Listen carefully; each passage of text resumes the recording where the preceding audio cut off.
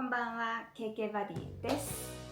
はい、ということでラジオコーナー第5回です。イエーイ。なんか前回投稿のスケジュールがね、うまく設定されてなくて、なんか深夜に多分1回放送されてすぐ気づいて止めたんだけど、一瞬見れた方は失礼しました。はい、ということで今回5回目はブライトンとロンドンの振り返りという感じですかね。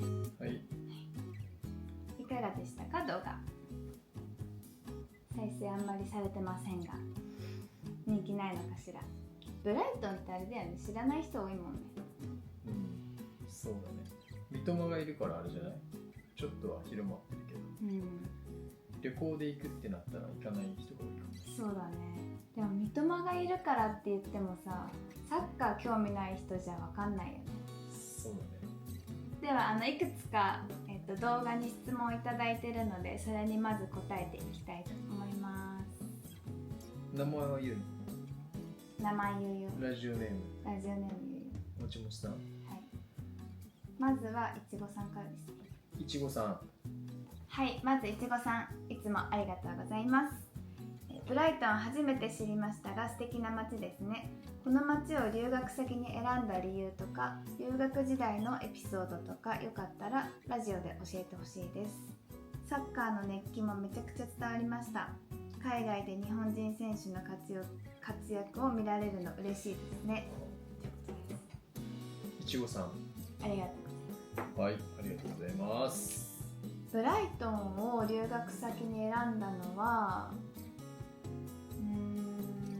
簡単に言うと興味のある授業があったからかな。それ何個あったの？その候補は。まず国からじゃん。何でもいい。なんでイギリスなのか、なんでその中でブライトンなのかじゃない。なんでイギリスだったのか、あなたは。まず留学の大枠で言うと交換留学と認定留学っていうのがあって、あとただ単に留学。交換留学っていうのは私の大学の場合は大学が提携してる学校にしか行けない。交換だから向こうからも来るしこっちからも行くしっていう感じだから、もうすごい限られてるのね。でその中に行きたいところはまずなかった。成績悪いので行く権利なしっていう。勉強しろ。大学勉強するとこだよ。多分評定 4.2 とか 4以上は絶対なきゃいけないのかな。それマックスいくつ？ 5？ マックス5。結構高いじゃん。評定でしょ？評定。私はもっと低いよ。その交換留学をするためには4.0 以上とかってこと？そうめっちゃ厳しくて、多分本当に真面目に学校行って授業受けてる子しか無理な感じなの。大学の成績ってさ、何点何とかだっけ？U とかさ、量、不可みたいな感じだった。3段階だ。いや、優秀、アルファベットだった。不可。それ単位の話か。成績になってなかったんだけど。で、次に難しいのが認定留学っていうので、認定留学っていうのをすると自分でどこの大学でもいいから探して選んでくるので、留学に行って向こうで単位を取ったらそれが単位として日本の学歴に入るかどうかは教授次第みたいな。わかる？私の場合だとブライトンに行きました、帰ってきました。で私はじゃあ例えば30単位持って帰ってきました。向こうの単位は30単位ゲットしました。成績ちゃんとね良くて。そしたらじゃあその30単位のうちのこれだったら日本の学校のこの科目とほぼ一緒だから、じゃあここの単位を取ったってことにしてあげましょうみたいなやり方なの。だから私が取った単位が全部日本の学校の単位になるわけではないんだけど、ほぼほぼなったかな。だから留年せずに済むって感じです。そもそもいやその前にだってその大学自分で探してくるってさ、うん、どうやってその大学探してきました、ありますどうやって入るのそこだって大学の探し方はホームページ行きたいなんて言って入れてくれない人誰お前ってなるでしょ。いいのホームページで探してきて、で認定留学用のなんかフォームフォームががあって、それで僕は留学したいんですと。そうでこのぐらいの IELTS っていう TOEFL みたいな英語のテストがあるんだけど、TOEIC のもっと難しいみたいな、それを受けてこのぐらいの点数があって今持ってますって、そうこの授業を受けたいですみたいなフォームを送って、で OK ってきたらいける。じゃあ何それ認定の留学だと特定の科目しか授業1週間のうち受けないってこと？そうめちゃくちゃ少ないってことじゃん。めちゃめちゃ少ない。だから日本の大学だったら1年生とか2年生とかってもうほぼ毎日朝から夜までじゃん、で3年生とか4年生になってくるとほぼないみたいな、少ないみたいな、だんだん減ってくよね、でそれの私は3年生の前期に行ったんだけど、日本の3年生の前期で取る授業よりは少なかった。その分4年がきついってことだよね。もし取れなかったらね、単位が。でもそもそもの単位が少ないから、まあそうだね、4年に負担がかかってくるってことだよね。若干、普通の人は1、2でいっぱい取って、うん3、4でちょっとずつ減ってって楽になっていくけど、3年に留学したために4年ではちょっと負担が増えるってことだよね。もし取ったとしても3年で向こうでそうでもそもそも行ってる日数が少ないからでしょ。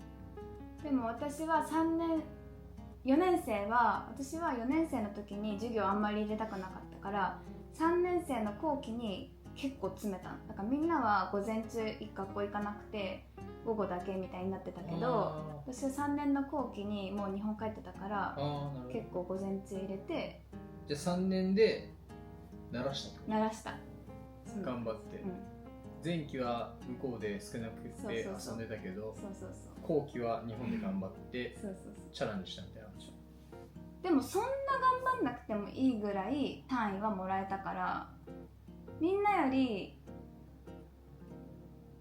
多分5個ぐらい授業多いかなぐらいの感覚だった。1限行かなきゃ毎日1限とかそういう感じではない。でなんでブライトンにしたの？ブライトンにした理由はなんでイギリスにした？それでまず言ってないです、すいません長くなってまずイギリス、まず留学に行くならイギリスかオーストラリアが良かったの。理由はアメリカの英語が好きじゃない、なんかアメリカの英語が好きじゃないっていうか、アメリカの英語って日本にいれば誰でも聞き馴染みがあるし、なんかいつでも学ぶチャンスはあるって思ってて、英会話のレッスンとかもさ、ノバとかそういうのあるじゃん、まあほとんど英語のネイティブって言ったらやっぱアメリカの英語を喋る人が多かったりとかさ、学校の英会話のクラスとかもアメリカ英語じゃなかった？めっちゃアメリカ人みたいな。いや覚えてない？いや覚えてないというか区別がつかない。区別がつかない、そう英語のそのアメリカなのかイギリスなのかオーストラリアなのかの違いは一切わかんないです。I like 寿司ですね。アメリカだと I like 寿司、イギリスだといや一緒なんだけど発音とか、言い回しとかが違ったりするから、私はイギリス英語を勉強したかった、そもそもね。どうせ留学に行くならイギリスがいいな、イギリスもしくはオーストラリアがいいなって思ってたんだけど、さらにそのやりたい興味があった科目がその大学にあった。てかじゃあ並行してイギリスとオーストラリアは探してたってこと？探してはいたんだけど、第一希望はもう全然イギリスだったの。じゃあイギリスで探してた中でその中であんまり田舎には行きたくない。だけどロンドンは嫌だ。で治安がいいとこがいい。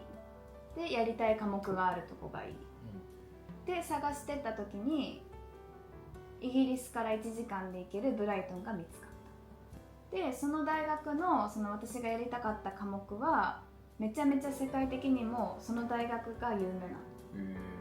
だから結構それをやりたくてその大学に行くっていう人も多かったし。それ何そのやりたい科目ってなんか発展途上国の開発みたいな感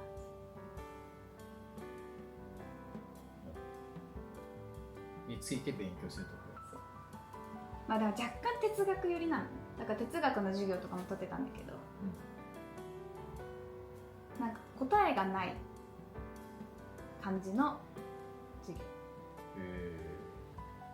私答えがあるのあんまり好きじゃないんだよ。なんか算数みたいにさ、これイコールこれはこれ足すこれはこれとかさ、それよりももうちょっとこう考えて、これもあるあれもあるそれもいいねみたいなのがいいそうでイギリスをブライトンを選びました。じゃあ三笘より先にブライトンに行ってたのは私なんだよ。全然早いね。2015、6年だから、ね、私が先だと。私が先です。ちなみにブライトンにいきなり行く自信はなかったわけよ、そのどんな街かもわからないし、そもそもイギリス英語が聞き取れるかもわからない。下見なしで下見行きました。あ、行ったんだ、はい、その時にオックスフォード2週間3週間。いやブライトンには行ってないってこブライトンには行ってない。と。下見しに。あ、行った1日行った。1日見に行った。日帰りみたいな感じだけど、オックスフォードの語学学校に入ってどのぐらい私の英語力が通用するのかっていうのを試し、いけんなと思ってブライトン行ったって感じです。いけんなって思ったの？最初困ったとか言ってなかったっけ？いや、なんかその語学学校の中だったら全然上から2番目くらいのクラスに入れて、日本人の人たちって5段階ぐらいクラスがあったらみんな一番下なの。他の国の人たちってすごい英語力あるから。だけど私は上から2番目ぐらいに入れた、だからいけるなって思ったんだけど、やっぱり授業を受けたら大変だから、先に先生に今日ここやるって教えといてもらって、事前に読んどいて事前に考えとかないと当てられた時に何ですかみたいな何ですって当てられんの授業。当てられる。君はどう思うみたいな、その君はどう思うって言ってみんなさスラスラさ喋るわけよ。でもまず喋る能力が低いからさ、その日本語でもさそんな言えないのにさ難しいじゃん。だからもう事前に全部まあチートというか事前にもらってた書類とか予習してくる。そうって感じですね。留学時代のエピソード。クラブでウェイウェイ系でしょ。クラブでウェイウェイ系うざ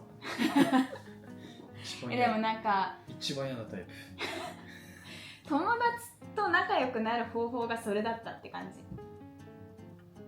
当時、まあね、20、21とかだからみんな飲みたいみたいな感じだし、踊りたいみたいな感じだし踊りたい人生で一回も揺れたいみたいな。踊りたい揺れたいなんて一回も思ったことないです。そうだからなんかカフェ行こうとかは一回もならなかった。友達とみんな飲みって感じ。パブ行ってお酒飲んでサッカー見るとか、まあみんなさ学校忙しいからめちゃめちゃ宿題出るのね。だから夜からしか集まれないの。大体学校終わってみんな宿題めっちゃずっとやってて、みんなやってんだちゃんと。で12時ぐらいになったら終わってクラブ行こうみたいな。だから全然寝ないみたいな感じでクラブ行って朝4時ぐらいまで揺れて、みんなでバス待って帰って、で授業10時とか11時ぐらいからあるからそれに行くみたいな。それだけ大学のエピソード。クラブ行ってウェイウェイしたっていういや授業で言うと認定留学中も語学のレッスンは受けれて、語学の授業もあったの。英語を学ぶみたいな、なんか英語で英語を学ぶっていうのがあって、それが結構良かった。私の英語力がさらに上がったと思面白かったこう。なんか日本語でやっぱ英語を勉強すると、まず最初に日本語を英語にするとこから始まるじゃん、喋るときに。こう言いたいから、そしたら私はお寿司が好きですとかだったら、私は愛好きです最初に持ってくるから like とかさ、最初の始まりってそういう文法じゃん。だけどそうじゃなくて、もうなんて言うんだろうな、子供たちが第一言語を学ぶように学ぶって感じ。感覚と音で。そんな最初からやってくれるの？その語学の勉強って英語の勉強授業、クラス分かれてて、どれに入りたいって言われて分かんなかったから、とりあえずじゃあ一番低いやつって言って低いやつ言ったら、低いやつはそんな感じで1週間ぐらいでやめて次のクラス。やめれんだ。そうそうそう。もうそれはお遊びみたいな感じ、単位とかじゃなくて、ただ授業無料で受けるみたいな感じなんだけど、面白かった。でやっぱイギリス英語だからさ、知らない言い回しとかもいっぱいあるし、スペルとかもちょっと違うのよ。だからそういうの知れたりとか、あとはその語学留学だけしてる人もいたの、その大学に。だからその人たちと喋って、みんなさ、イタリアとかサウジアラビアとかカザフスタンとかヨーロッパの国から来てる人が多いから、あと、若干アジア、訛りがすごいのね。日本では聞いたことのない訛りだから、英語を聞く能力がすごい上がった。その訛ってる人たちの英語も理解してあげるみたいな。だからよかった。授業は他は特に面白かったっていうより精一杯って感じだから、例えば仲いい友達とか、長えな長えいや仲いい友達とか、将来子供できて留学行きたいって言われたら、おすすめするかも。その時の治安によるけど、結構LGBT がその時から10年前から寛容な街だったのね。だからそういう多様性っていうのもある街だったし、あと音楽の街だからみんな陽気で明るくて、若干そのスペインとかイタリアとかの陽気さも入ったイギリスって感じで、すごい良かった。おすすめ。この間久しぶりに行ったらやっぱり若干なんだろうな、薬中っぽい人いるなとは思ったけど、昔より。でもそれはどこの国行ってもやっぱりそうだよね、きっと。ニュースで見てる限りはね、カナダとか。でも少ないと思うよ。そう？あんまり見なかったね。どっか見たっけ？ちょっと歩いてる人がさ、おかしな行動したりする人はいるよね。危害を加えてくるような感じではない。ないね。日本のホームレスとはまたちょっと違う感じではあるかな。はい。って感じです。いちごさんありがとうございました。これ商品。確かにこれけんちゃんのご両親が韓国行って買ってきてくれたので、ちょっと食べたいと思います。これベトナム。私たちに感化されてっていうのをそういうの。私たちが行きまくってるからね、お父さんお母さんもこれ何ですか？スイカのチョコパイ。めっちゃスイカ。これなんだっけ？スイカバス。スイカバス。いただきます。チョコパイ。マシュマロじゃない？美味しい。美味しいこれ。スイカの味する？加工のスイカの味。そりゃそうだ。それスイカだったかもしれない。加工してなかったな。種は入ってる？入ってる。チョコ？多分。すごいね。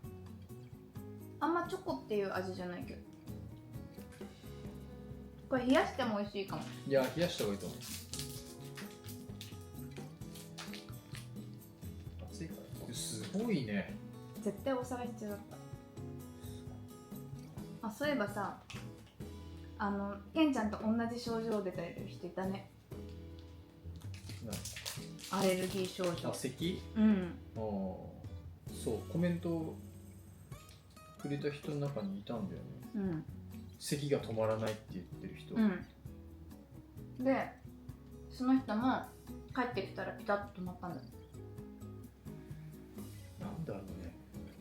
ちょっともう怖いよね、行くの。やっぱ。咳が止まらないっていう。長期で言ったらちょっときつい。あとさ、YouTube でもさ、スペイン行ってる人がアレルギー症状出ちゃって、うん、鼻にティッシュ詰めながら歩いてて。ああ、でもそういう人治ってなかった。治ってたっけ？うん、旅行中に。うん。俺はもう旅行中治んなかった。うん。ヨーロッパが出るまで。なんか寒暖差アレルギーとかもあるらしいけどね。でも寒暖差だったら日本だってさ、すっごい寒くなってみんななんだけどおかしいじゃん。でもその時に外歩いてなきゃ平気なんじゃない？家の中にいたらあんま外出ないじゃん、私たち。寒暖差ではね、ないと思うね。違う？うん。空気とかさ、排気ガス系？うん、でもそしたらベトナムでなんだっけおかしいよね。あんな汚い感じなのに排気ガス。だから排気ガスじゃないと。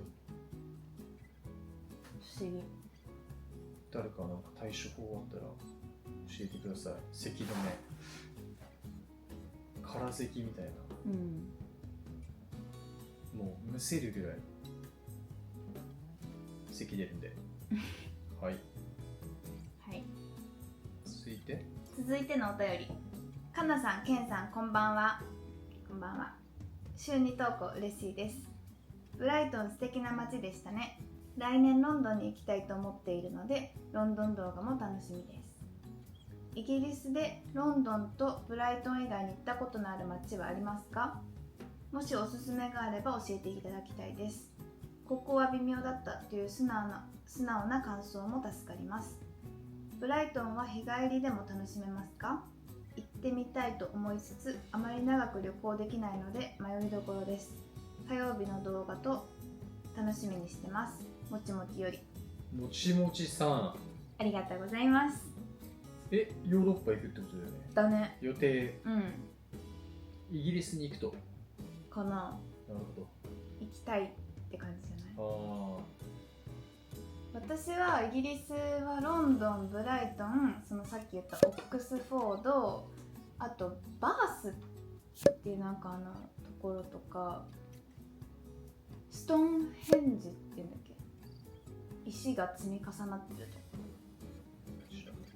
え？町の名前は何なの？それストーンヘンジ、その場所はある石だけどさ。ロンドンから日帰りで行けるウィンザー城とストーンヘンジとバースの町、そのローマの浴場は行きました。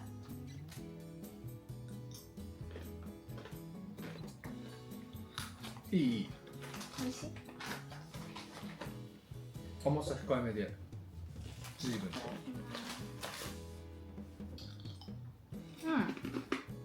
うまい。バナナ感ないね。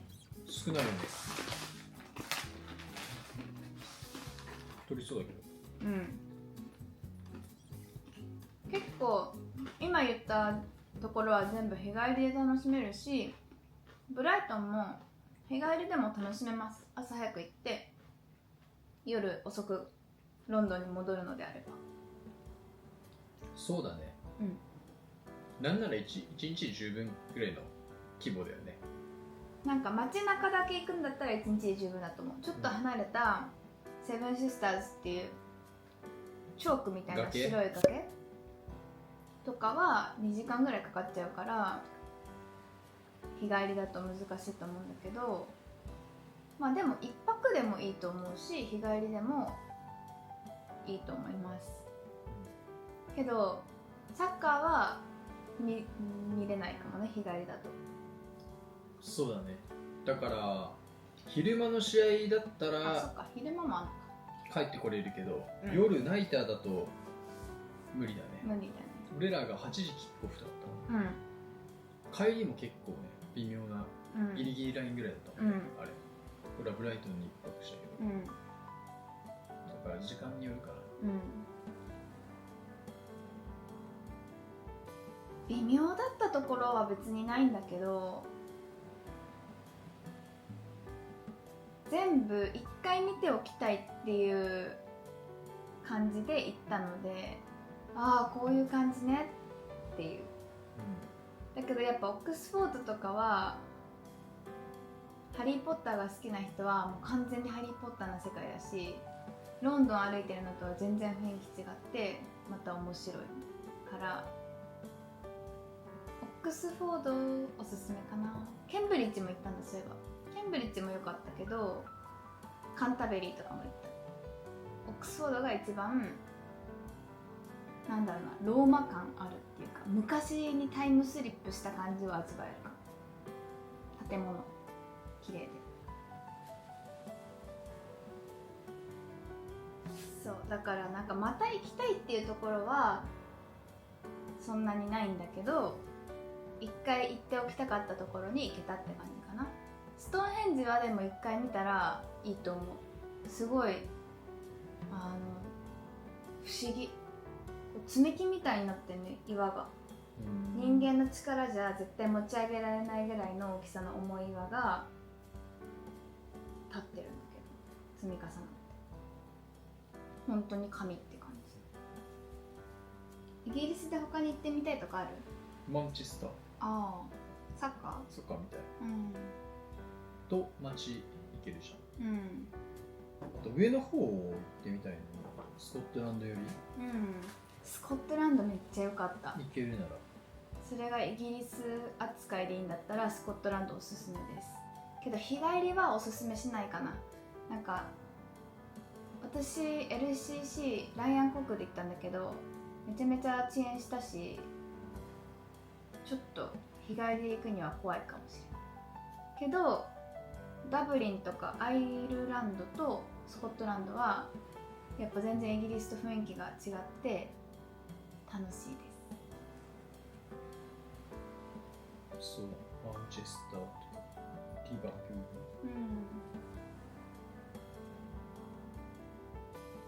あとスコットランド。スコットランドってなんかさ、昔の雰囲気のままのエリアと現代のエリアと2個あるの。旧市街と今の市街みたいな。それが同時にこう雰囲気見れるんだけど、ほんと不思議よ。絵みたい。結構景色だけで言ったらトップ3に入るぐらいスコットランド好き。そんな感じです。もちもちさんありがとうございました、はい、ではあとちょっとフリートークという感じになるんですけれども、質問以上です。皆さん質問どしどしお待ちしてますので、次この動画の後はローマかな、はい、ローマ出ると思うのでローマの動画にまたラジオネームと質問とか感想とかお便りいただけると嬉しいです。ラジオで紹介します。ブライトンとロンドン総じてどうだった？どうだったか、やっぱりプレミアリーグに試合見れたのが良かったです。はい。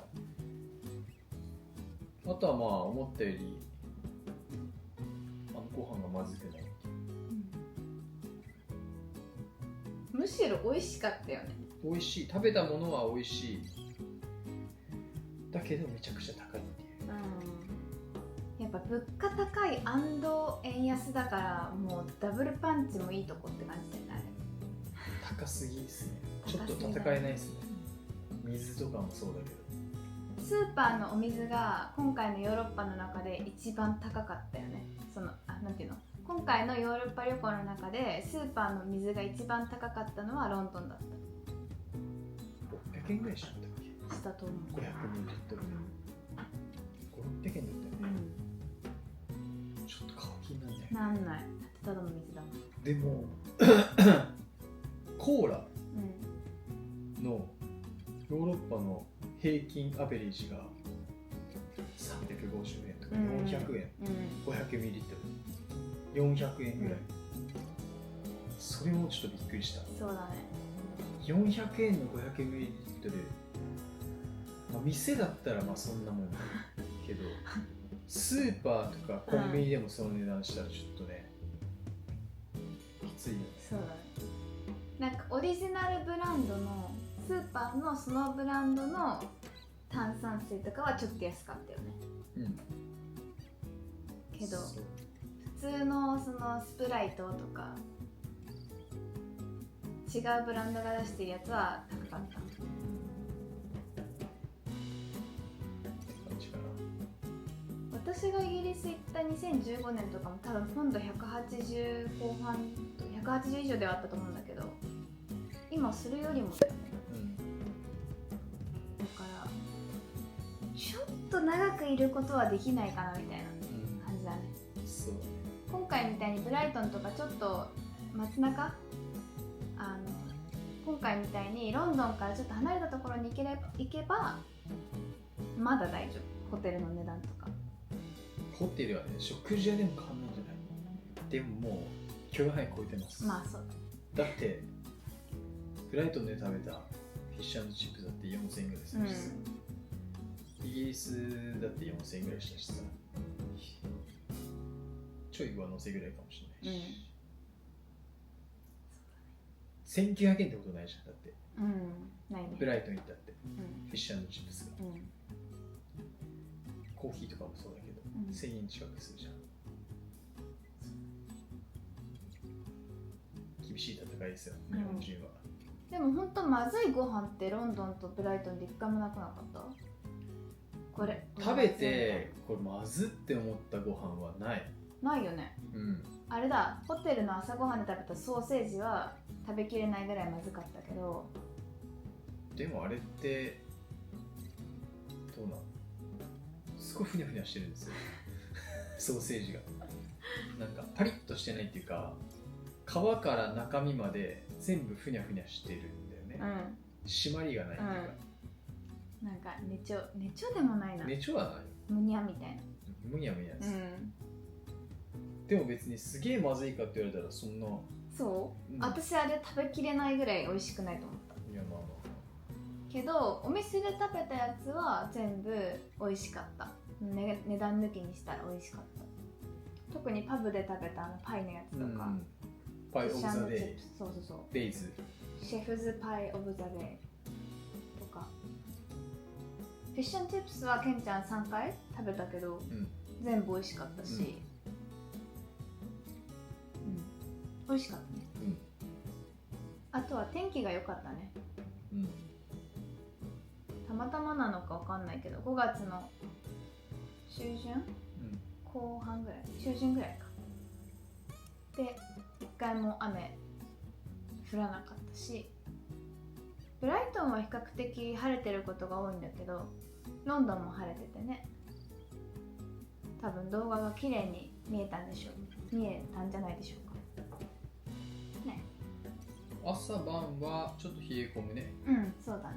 昼間は半袖でいける時が多いか。5月おすすめ。朝晩は長袖、ちょっと羽織物が必要かな。でも向こうの人、体温おかしいからみんな薄着だね。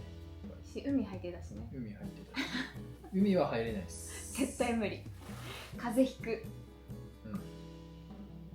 あとやっぱりその物価が高い話になるんだけど、いろんなとこ入ろうと思っても高いから、ちょっとロンドンではあれだね、タワーブリッジとかなるほど、入らなかったね。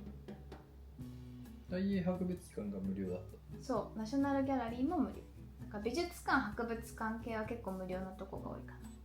では、次動画がローマの動画出るんですけど、それ以外にメンバーシップ限定の動画もちょこちょこ出していきたいと思ってますので、興味のある方はメンバーシップの方も見ていただければと思います。